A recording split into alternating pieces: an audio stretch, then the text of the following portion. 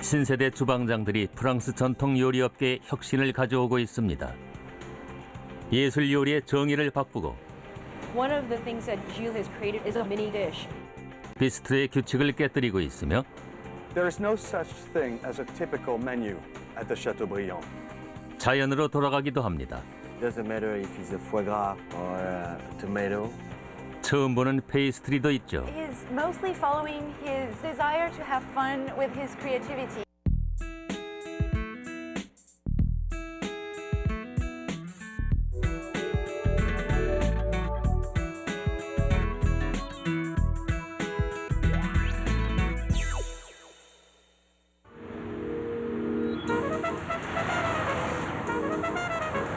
There's a revolution happening in France. What? There's a new generation of young chefs in France, what I call the new guard. The popcorn. On va pouvoir même mélanger. These young chefs have just decided to be themselves, to build their own identity. 전통을 중시하는 프랑스에서 정통 조리사로 성공하려면 엄격한 오트 퀴진의 미슐랭 기준을 따르는 것이 오랜 불문율이었지만 새로운 군대는 이를 무시하고 전통을 깨뜨립니다. 릭 듀방쉐는 신세대 조리사들의 소식을 세계에 알리려고 옥리보르를 창간했습니다.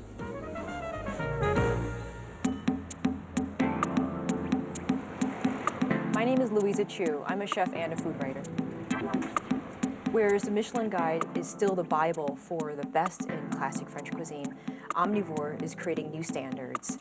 The system of Michelin stars just put chefs in a kind of prison. And new people like Gilles Choucroun just decided, I just want to be free.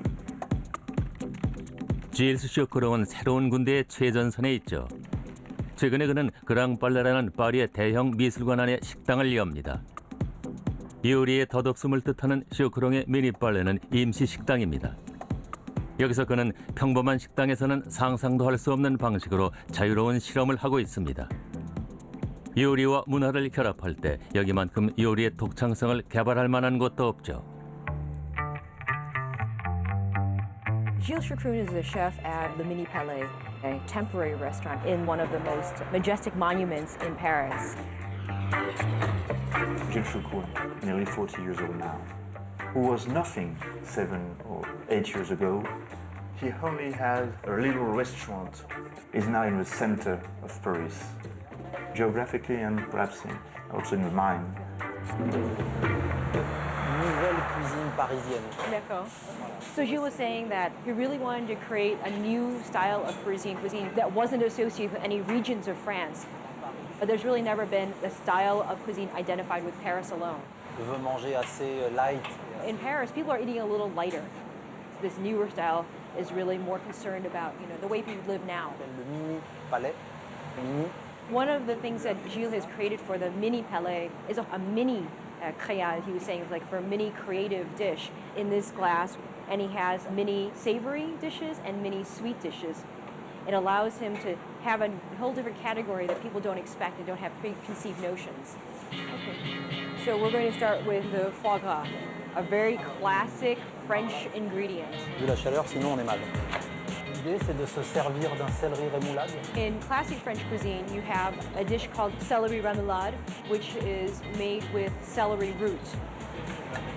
This dish, what he really loved is that you get the really crunchy celery remoulade salad, contrasting with the softness of the foie gras. Pour moi, Gilles thought that foie gras, which is a really nutty flavor, he thought it'd be really terrific to combine something that he thinks is similar in flavor, but not at all in classic French cuisine, popcorn. He'd imagined that this would be terrific with a caramel made from a balsamic vinegar reduction.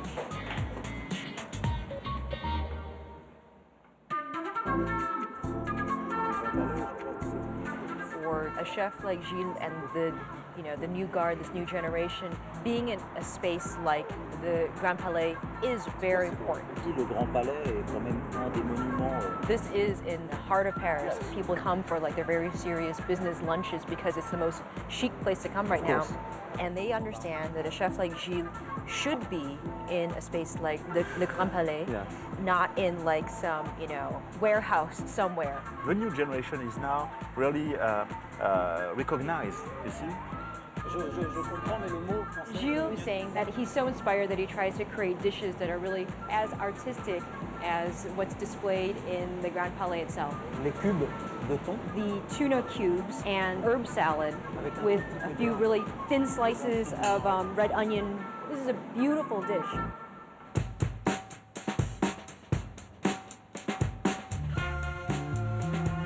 C'est pas une cuisine avec une technique de geste.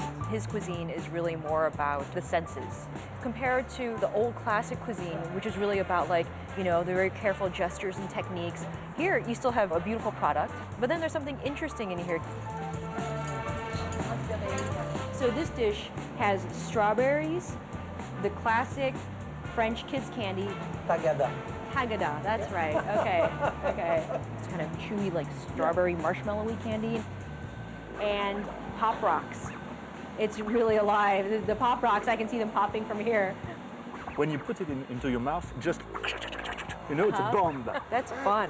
You know? And it's delicious. And just imagine businessmen for lunch with their tie, you know, but just there and taste the, you know, just, oh my God, it changed things, of course. It was pretty amazing that this space was only finished a few weeks ago. It's a temporary restaurant that really reflects the ephemeral art of cuisine. Merci encore. And the very ever-changing nature of this new guard's style of cooking.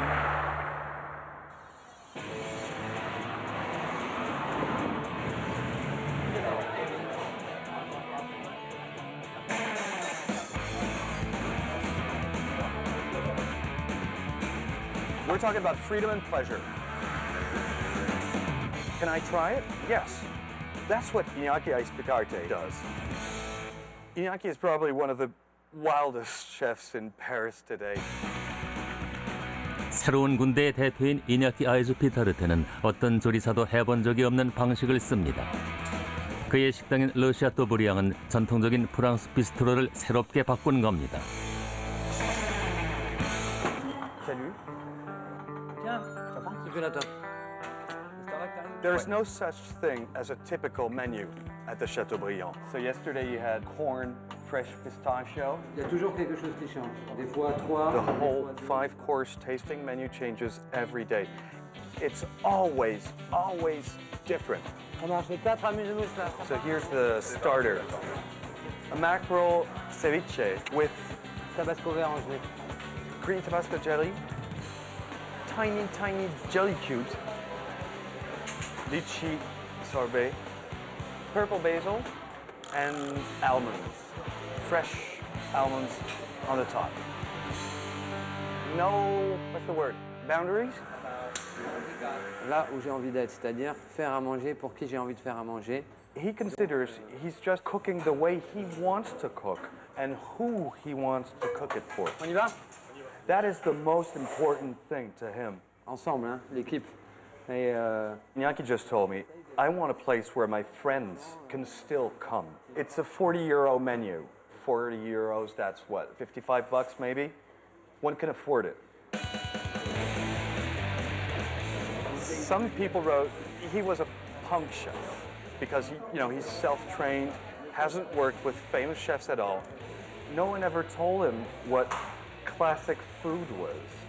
inconsciemment, involontairement, naturellement, j'ai eu ce... And therefore, compared to other French chefs that have been trained, they've been taught how to cook this way, with these ingredients, nothing more, not changing recipes, not creating. He never had that. He's just free.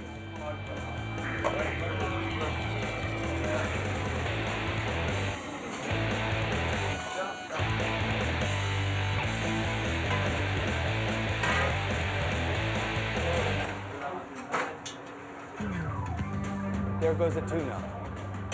Ça manque de citron? He just wants to follow his instincts. The red sauce is some kind of a sauté vinaigrette.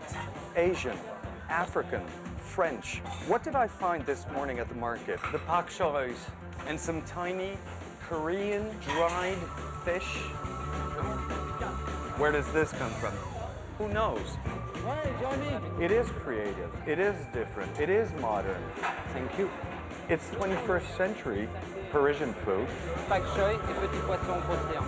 Bon appétit. This place is alive. Alive like his food. Voilà, merci. Moi, je suis là.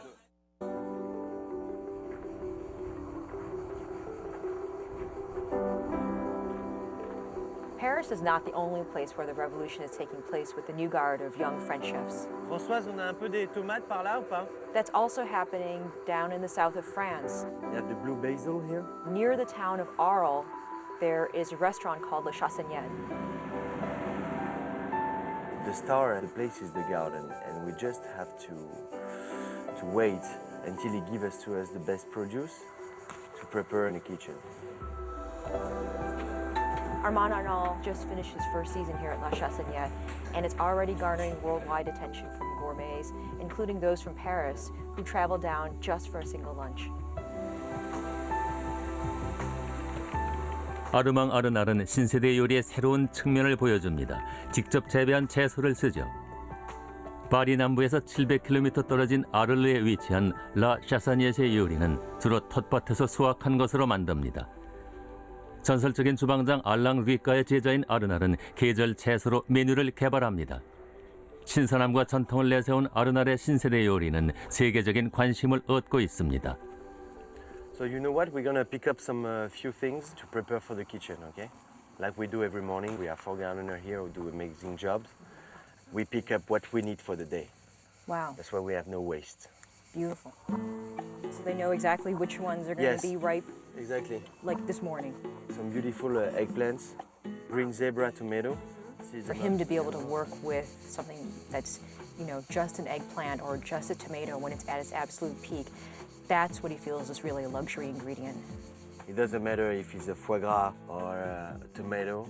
When you have what the nature gives to you at this moment, and you have the time and the place to pick it up and work with it right away. For a chef, it's just like a dream. Armand, do you feel like you're part of a new movement of chefs in France? I don't really like being in a movement. My philosophy of cooking is very simple. It's to try to give pleasure to people that I serve in a restaurant. Okay, so we have melons, we have the tomatoes, the mix of the tomatoes, and then we're gonna start a small recipe. Okay, great.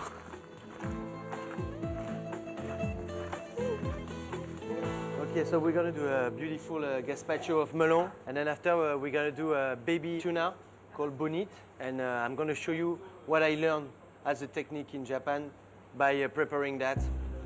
Despite the fact that most of Armand's ingredients come from within 70 kilometers or so of La Chassaignette, he's not content with just serving up typically Provençal dishes. This is a lemon cucumber. Lemon cucumber. Yes. And what we're gonna do, we're gonna put this cucumber in the soup to have a balance, to add some mineral taste. Olive oil, like 2-3 tablespoons. In a simple dish, the important thing is to balance the flavors. While you use really simple ingredients, you still use your own technique and training as well as the latest technology in order to bring the most out of it. People just realize that when they finish, when they leave, they're like, oh, maybe I was in something different. All of that technique is just seamless. It's invisible to the client. I like feeling the big piece of a vegetable. Big, bold chunks. Some basil blossoms here, just not even the leaves themselves. Beautiful. Classic French cuisine, you never ate the skin, you never ate the seeds, and here you're eating. You never eat the best.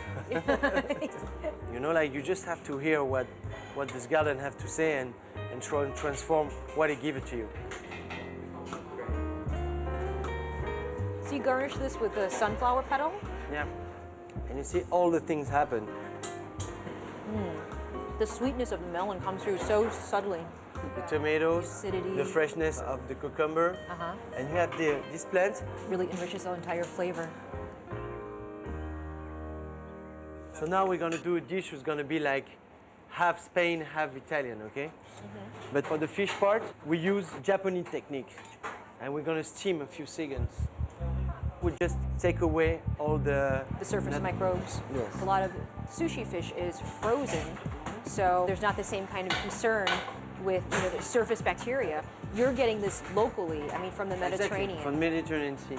We're gonna sear it very quickly with garlic and sweet pepper.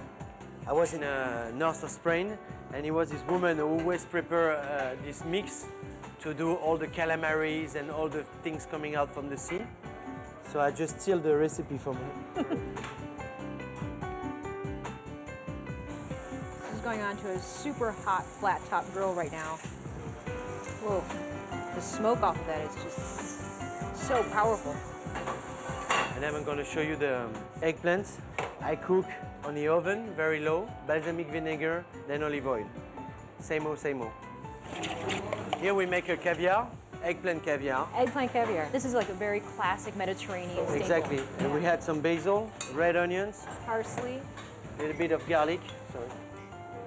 So there is two different kind of way of cooking eggplants. So this dish really reflects your travels and your exposure around the Mediterranean region. Exactly. But the fish, Japanese inspired. that's it.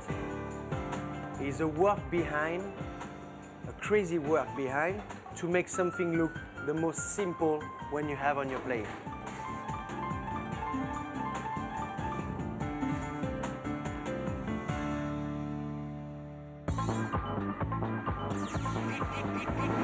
These new trends of French food don't stop just at cooking, they also cross over to pastry making. Sadaharu Aoki is always saying, I wake up in the morning and I think, what do I want to do today? What do I want to eat? What do I want to play with today? He takes the classic art of French pastry and adds his Japanese background to it. Wow.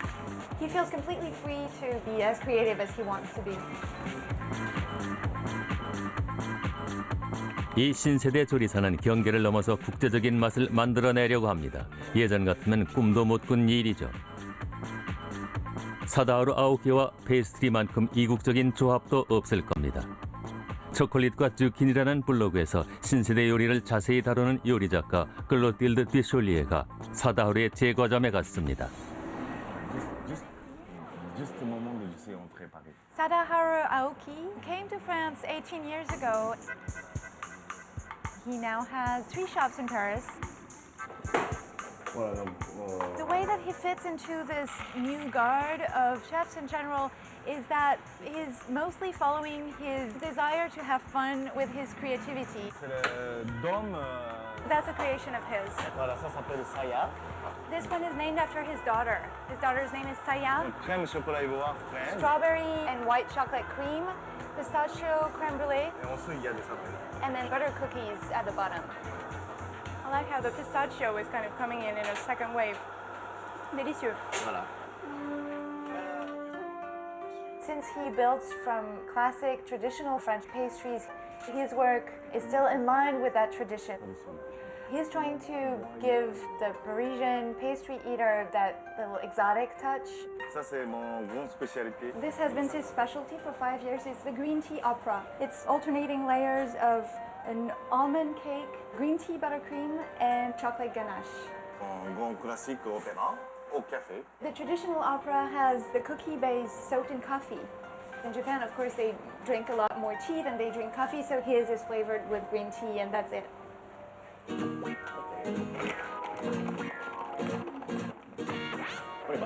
So this is the test kitchen where Sada develops all the recipes, and he's going to show us a type of macaron that's flavored with yuzu, citrus, and praline. And what we're talking about here is what's called a Parisian macaron. 2 discs of meringue with buttercream or jam in the middle. So he's explaining that he uses almonds, pasteurized egg whites, confectioner's sugar, and this is yuzu powder.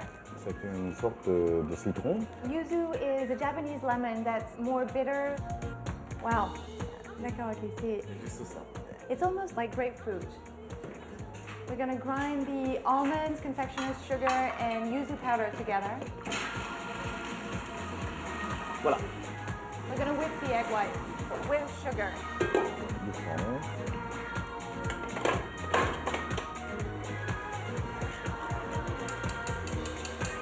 So he's says that his pastry is about using the best ingredients he can find. Voilà. And then if his technique is completely flawless, then he has the best pastries. Voilà. Magnifique. Wow.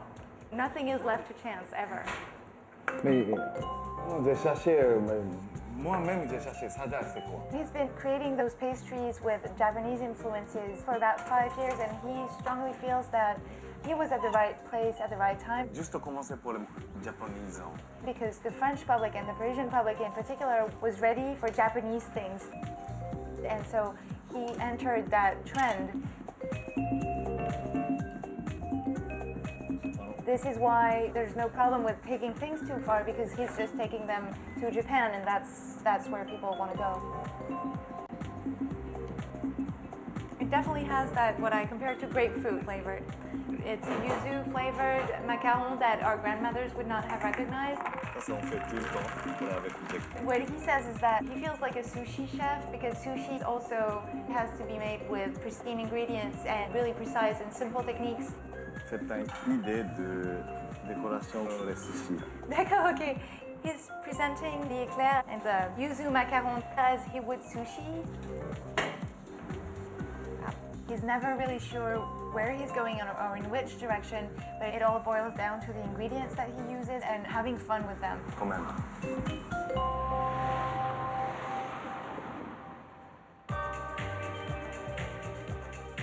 Cuisine, what is cuisine? Cuisine is the mirror of a society, you see, the mirror of a culture. The new guard, this new generation, does represent the evolution of French cuisine. No boundaries, just pure pleasure, and that's it, you know. This is important to respect for tradition, but we mustn't be bound by that. This new generation of young chefs who take risks, they are the future. 소박하고도 훌륭한 요리를 맛보고 싶으세요? 오늘 이 시간에는 간단한 조리로 다양하고 훌륭한 맛을 내는 베트남 음식을 소개합니다. I love seafood, especially when we come to Halong Bay. It's really fresh.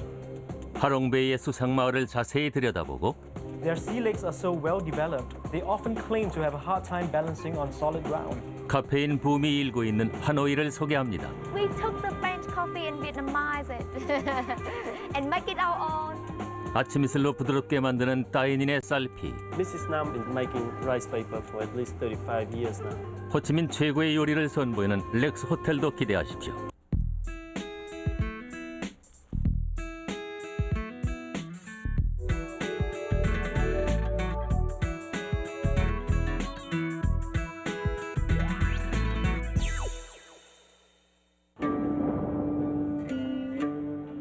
We are out here in the middle of Halong Bay, one of the most beautiful places in Vietnam, about 2 hours by boat from the mainland. It's now 4:30 in the morning, and we are going to visit a fishing family of Mr. Nhiat in the floating village of Va Gia. 소개할 음식 한 촉하는 새콤달콤한 생선 스프로 베트남 대표 음식 중 하나입니다. 메콩 삼각주에서 시작하여 현재 베트남 전역 고급 음식점들로 퍼졌는데 재료는 모두 하노이에서 동쪽으로 160km 떨어진 광린성의 하롱베이 어촌들에서 공수해 옵니다.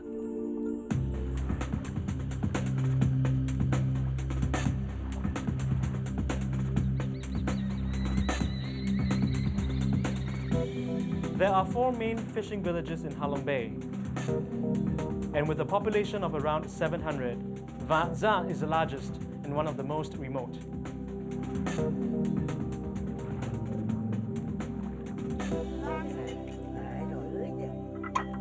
So here we are at the Nhiat family home.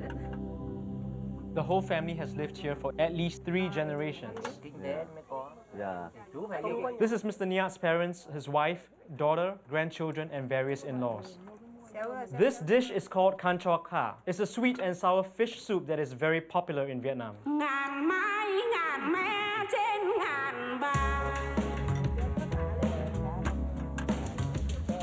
Of course, a great meal like this has to start with fresh fish. Mr. Nhiat wakes up around 4:30 to start fishing at 5 o'clock.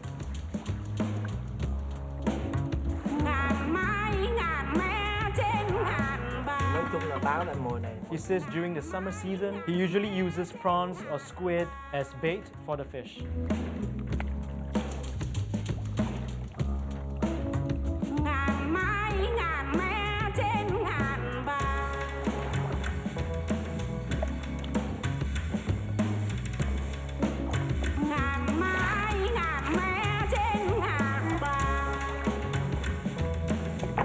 At the bottom of the boat, there is a trough of water where he can place the fish to keep them alive.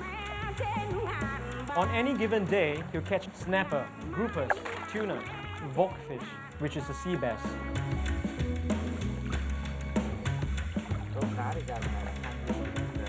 He says there aren't as many fish these days because of overfishing. With each passing year, he catches fewer and fewer fish.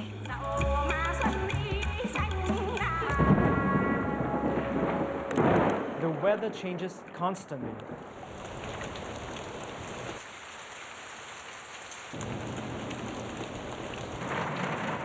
And then suddenly, the storm is over.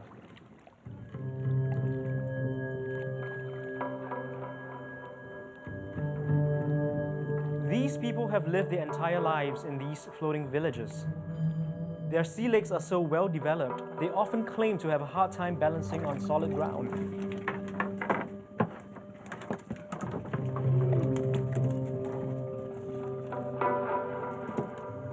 Mr. Niat keeps his fish under the floorboards of his house. If a fish is particularly good, he'll spawn it in special nets to help ensure future fish.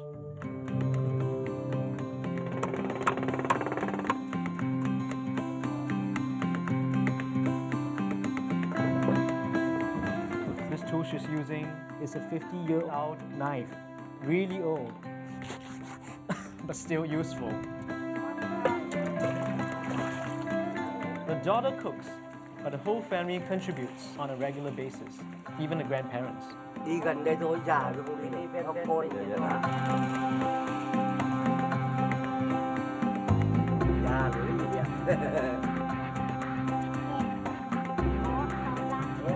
grandmother says that before the war, as a fashion statement, the women would dye their teeth black. They thought it looked really cool.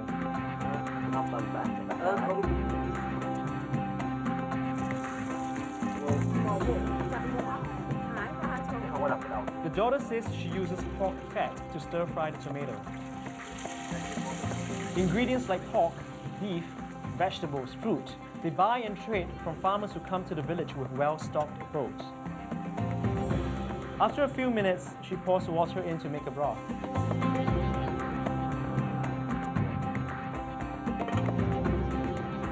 Once the water boils, she smashes the zao fruit to make the flavor sour. And then she adds the fish, a little bit of salt. At the end, she put the spring onion on the top to make it look beautiful.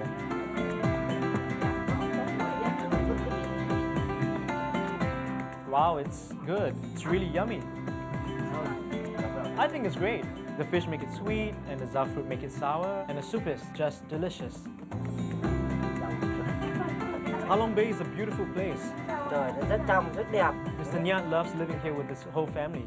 He loved the ocean, he loved the sea. It's just the way it is.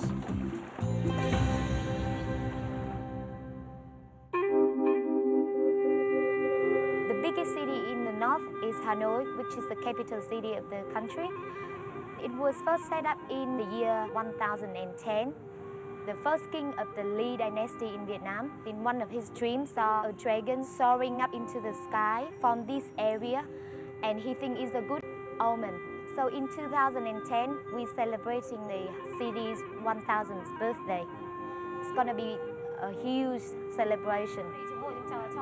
My name is Ha, which means river, and we are in Hanoi, which literally means a city on the river. 베트남은 브라질에 이어 두 번째로 큰 커피 생산국입니다.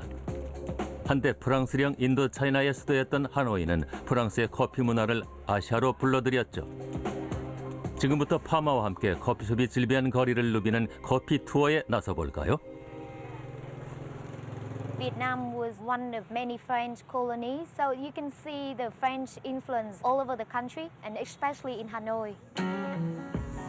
We have lovely French bread, and besides bread, we got delicious coffee. I love coffee. I love it. Coffee in Vietnam is grown mostly in central Highland, Buôn Ma Thuột, Pleiku, Đà Lạt, and these beans come from Buôn Ma Thuột.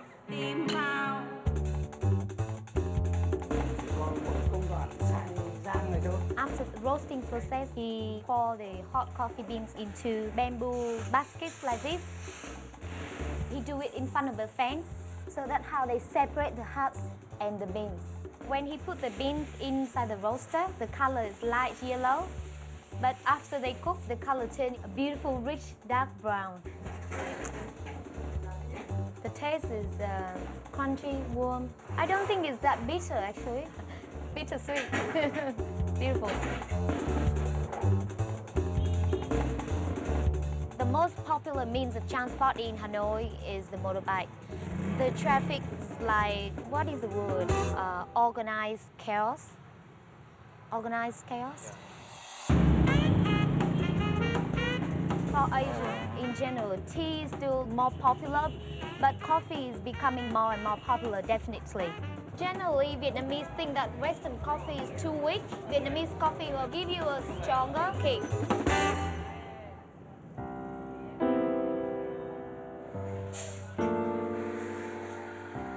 Making coffee is like a whole art. How you prepare the coffee beans and make sure it's not over-extracted or under-extracted. So when she pour the water in, they go through the filter, and this is what comes out. Pure coffee, very, very strong. It's beautiful. Just beautiful. Chị ơi, cho em một cà phê sữa đá. The most common coffee is cà phê sữa đào, sữa, minced milk, referring to thick and creamy, sweet and condensed milk. And đá means ice. This is Vietnamese coffee. Just stir it up. The milk sticks to the bottom. Very rich, very creamy. Yummy. Love it. The Vietnamese, if you gave them a glass of fresh milk, like Western people normally drink, they would say, oh, you know, I don't like that. But when they turn it into condensed milk, it makes it more sweet, then the Vietnamese like it better. We're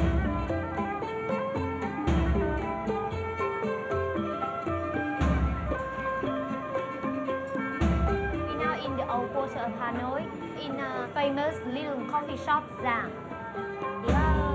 Quán cà phê này của chú là đó.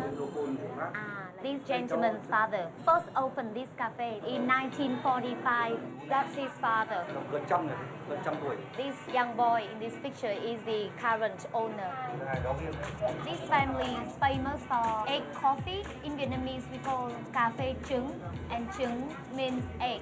It's actually very simple. They crack the egg, and then they have to separate the egg yolk and the egg white. And then they beat the egg yolk with sugar till it gets very frothy. They pour the mixture into a small cup like this, and then pour about 15 milliliters of strong coffee on top. Well, it's very rich. Actually, it's like coffee flavor tiramisu, just without the masala wine in it. I'm going to tell you how to cross the street in Hanoi. Close your eyes and go.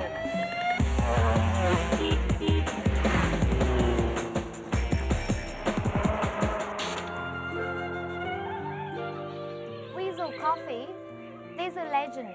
The weasel, they love to eat coffee fruit. So the weasel, after they ate that, in their droppings, you can find the coffee beans. And the farmers, they reckon that that's the best coffee beans. That's the story, but I don't know if there's any truth in it, but it sounds good to me. In Vietnamese, we call weasel coffee cà phê trồn, and literally it means coffee weasel. She tried to stir up the froth. The taste is even stronger than the normal coffee. Oh, it's good. the taste more bitter, but it's got a sweet aftertaste. This is my way of drinking coffee. I like drinking it this way. I don't know why, but it's like a coffee soup. When the French came in the mid-19th century, they introduced coffee to Vietnam. But the way we prepare it, the way we drink it, is different. So we took the French coffee and Vietnamized it and make it our own.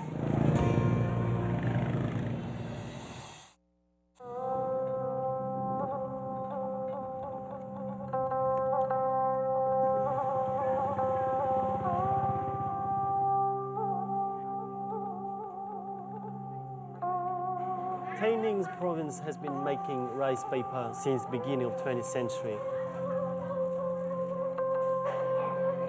The family has lived in Tây Ninh for 3 generations, since the time of the eldest person's grandfather. Anh vừa nói đi, không sao đâu, mọi người ăn đi. Cháu.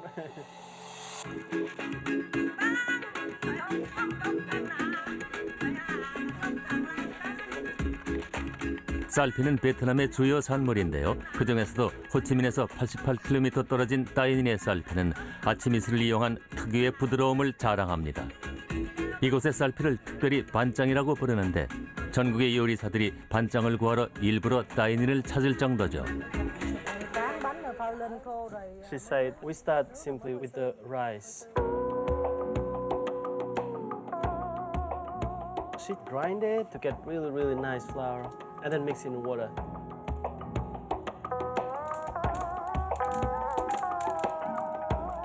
Mrs. Nam, she'll use a ladle and pour a nice mixture of rice flour and water on top of the cheesecloth. First layer, she'll let it stand there for about 5 seconds and then use the ladle again to pour the second layer on top of already steamed first layer.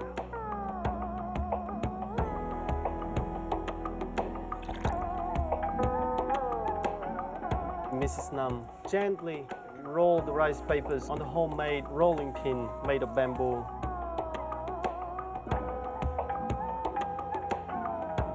Mrs. Nam grew up with the rice paper, started making rice paper since she was very young. As the village people can remember, she's been doing it for at least 35 years now. Một ngày sẽ dạy em làm nghề này không? Bà chưa nói. Nó biết rõ rồi.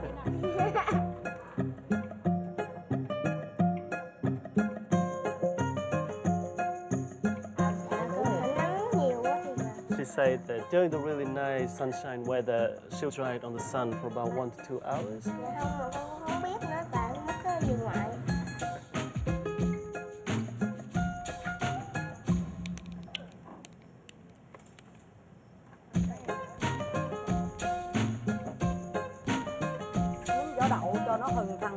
When the rice paper get dried, they'll grill them. Flipping is quite important because it actually keeps the shape.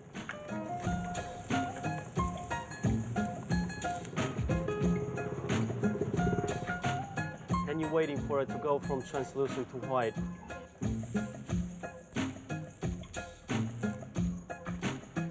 When it's white, it's done.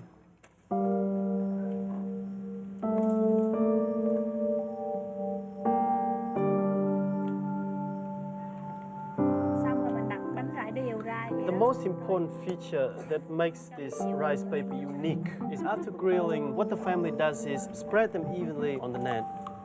Place just above the grass. You'll absorb the evening too, and the smell of the grass itself.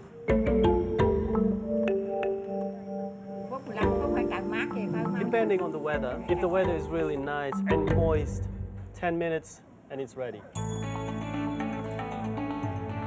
This is what a grilled rice paper looks like before it absorbs the humidity. You hear the sound? And this is the final product. You can roll it up nicely because of the morning dew and the evening dew. Nice and soft.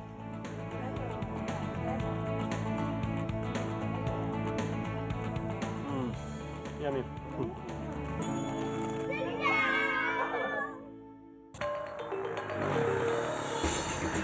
Ho Chi Minh City is the biggest city in Vietnam. Before the American War, it was called Saigon. Our leader, Ho Chi Minh, before he died in 1969, he had one wish, that Saigon would be liberated. The war ended in 1975, and the people of Vietnam renamed Saigon Ho Chi Minh City in his honor. We're here at Rex Royal Court Restaurant in the famous Rex Hotel in the middle of Saigon. 북부의 하노이처럼 남부의 호치민시에서 유래되어 전국 각지로 퍼진 요리들도 많습니다. 그중 대표적인 경우가 응웬 왕조의 후예 궁전에서 전해진 궁중요리입니다. 흔히들 궁중요리라고 하면 공작이나 봉황과 같은 화려한 장식을 떠올리지만 사실 궁중요리는 거칠애보다도 요리 실력과 정성을 더욱 중시합니다. 렉스호텔의 수석 주방장인 트란이 마지막 궁정 요리사로부터 전수받은 궁중 피쉬롤을 선보입니다. Plainly, royal cuisine means the forbidden food served in imperial palace for the king. Normal people wouldn't be allowed to eat or cook that kind of food. We started off with freshwater catfish, skinless, has to be skinless. Xương ra khỏi. Royal cuisine has to be beautiful. It has to be eaten not only with your mouth, but also with your eyes, with your heart. Để chút xíu nữa chúng ta cuốn nó thành những cái cuốn. Fish has to be cut in a thin form to be wrapped more easily. And we're starting with the marinating the fish. Sau khi các bạn thấm. Try to mix it gently so we don't crush the fish.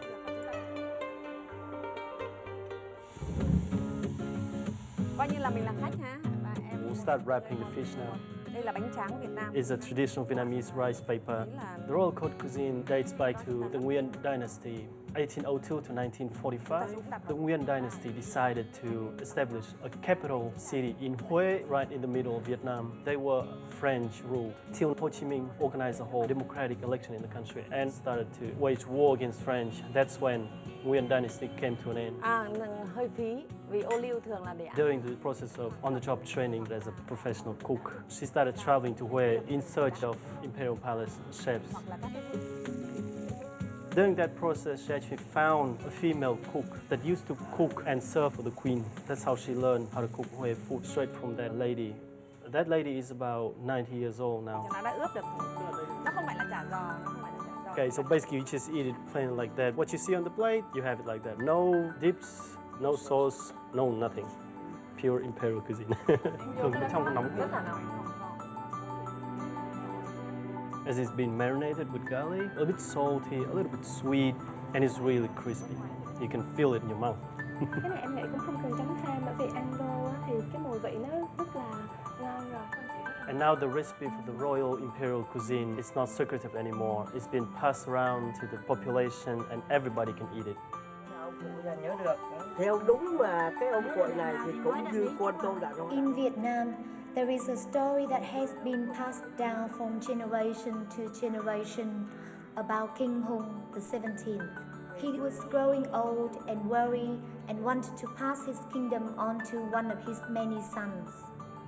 So to each of them he said, "Go and find me something to enjoy, and the son who pleases me the most will win my crown."